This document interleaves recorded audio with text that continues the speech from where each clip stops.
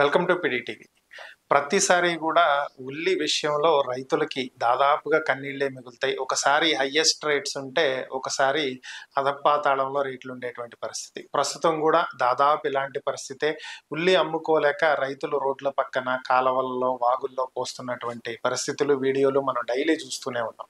So దీనికి సంబంధించే ఉల్లికి మద్దతు ధర కల్పించాలి అని చెప్పి వైఎస్ఆర్ కాంగ్రెస్ పార్టీతో పాటు ఇతర ప్రతిపక్ష పార్టీలన్నీ కోరుతున్నప్పటికీ కూడా ప్రభుత్వం లేదు, మేము మంచి ధర ఇస్తున్నాము, సో ఇంకా బెటర్ ప్రైస్ ఇచ్చాం గతంలో కంటే అని చెప్తూ వస్తుంది. మరి ప్రస్తుతం రైతు పరిస్థితి ఏ విధంగా ఉంది? నిజంగా ఉల్లికి మద్దతు ధర అందుతుందా? అందేటువంటి పరిస్థితి అసలు మార్కెట్లో ఉందా? ఈ అంశాల గురించే మనతో విశ్లేషించడానికి వైఎస్ఆర్ కాంగ్రెస్ పార్టీ నేత కాకు ఉమ్మ గారు మనతో ఉన్నారు. ఆమెతో మాట్లాడదాం. నమస్తే ఉమ్మ గారు. నమస్తే సార్. సార్, ఈరోజు రైతుల యొక్క పరిస్థితి ఎలా ఉందంటే, రాష్ట్ర వ్యాప్తంగా చూసుకుంటే గనక దాదాపు కూటమి ప్రభుత్వం వచ్చినప్పటి నుంచి కూడా మనం చూస్తున్నాం ఎన్నో విషయాలు. ఒక ప్రకృతి పగబడుతున్నట్టుగా అకాల వర్షాలు కానీ, అసలు యాక్చువల్లీ చెప్పాలంటే జూన్, జూలై, సెప్టెంబర్ అంతా కూడా వర్షాలు కురవలసినటువంటి సమయం అయినప్పటికీ కూడా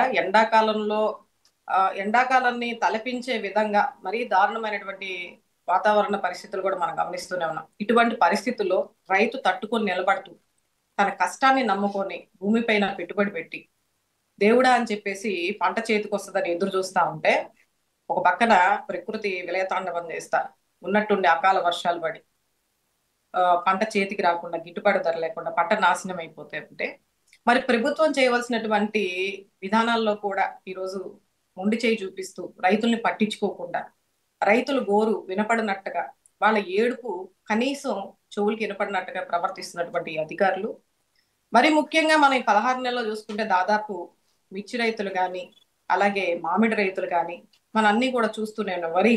వరి కూడా గిట్టుబాటు ధర లేక రోడ్లపైన ఆరబోయడం కూడా మనం గతంలో చూసాం.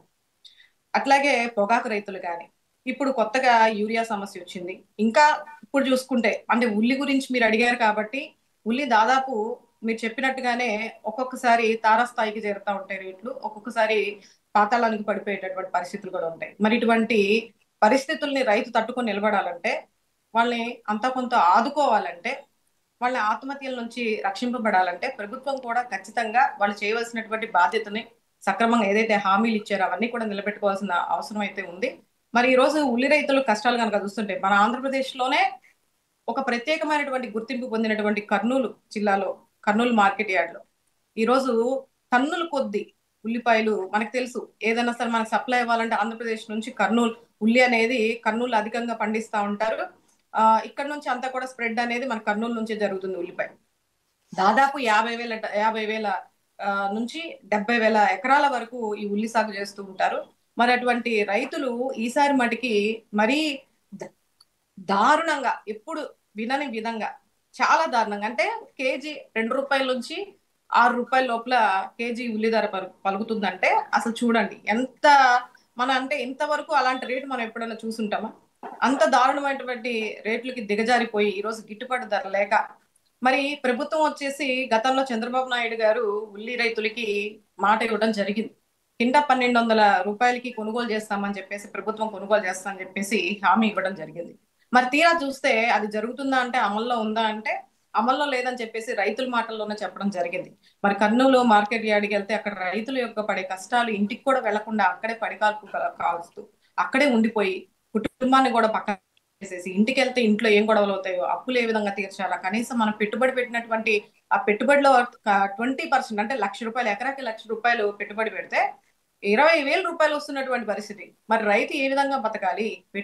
కనీసం పెట్టుబడి కూడా వెనక్కి రానటువంటి పరిస్థితి. మరి కుటుంబాన్ని ఏ విధంగా పోషణ చేయాలి? మరి మళ్ళీ పంటని ఏ విధంగా స్టార్ట్ చేసుకోవాలనేది కూడా రైతులు ఆలోచిస్తూ ఉన్నారు.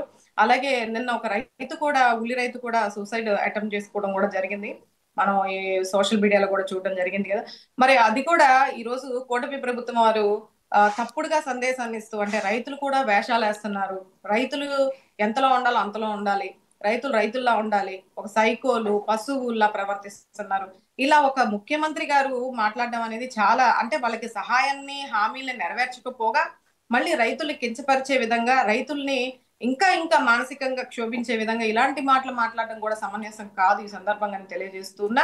మరి ఉల్లి రైతులు పడే కష్టానికి తగ్గట్టుగా ఈరోజు ఏదైతే మీరు హామీ ఇచ్చారో 1200 మీరు కింటాకి ఇచ్చినా కూడా ఏ మాత్రం కూడా రైతులకి కనీసం వాళ్ళు పెట్టుబడి పెట్టినటువంటి ధర కూడా వచ్చే పరిస్థితి లేదు. కాబట్టి వైఎస్ఆర్ కాంగ్రెస్ పార్టీ తరపు నుంచి కింటా 2500 రూపాయలు చొప్పున ఇవ్వవలసింది అని చెప్పేసి వైఎస్ఆర్ కాంగ్రెస్ పార్టీ నాయకులు డిమాండ్ చేయడం జరిగింది. అలాగే ఇతర పార్టీ వాళ్ళు కూడా డిమాండ్ చేయడం జరిగింది. కాబట్టి రైతన్న కష్టాన్ని, అన్నదాత కష్టాన్ని దృష్టిలో పెట్టుకొని ఖచ్చితంగా గిట్టుబాటు ధర ఇవ్వాల్సిందిగా ఈ ప్రభుత్వాన్ని డిమాండ్ చేస్తూ, అదే విధంగా ఉల్లి రైతులు ఏదైతే ఇబ్బందులు పడుతూ ఉన్నారో వాటన్నిటికి కూడా మీరు హామీలు ఇచ్చారు. కొంతవరకే మీరు ఒక 3 రోజుల 4 రోజుల్లోనే మీరు చెప్పినటువంటి 1200 కొంతవరకే తీసుకున్నారు, ఆ తర్వాత ఆపేశారని చెప్పేసి ఇక నెలాఖరు దాకా కనుక చూసుకుంటే ఇంకా ఎన్నో కింటాలు ఉల్లిపాయలు వచ్చే అవకాశం ఉంది. మరి ఇంకా ధర దిగజారిపోయే స్థితిలోకి వెళ్తుందని చెప్పేసి రైతులు ఆందోళన పడుతూ ఉన్నారు.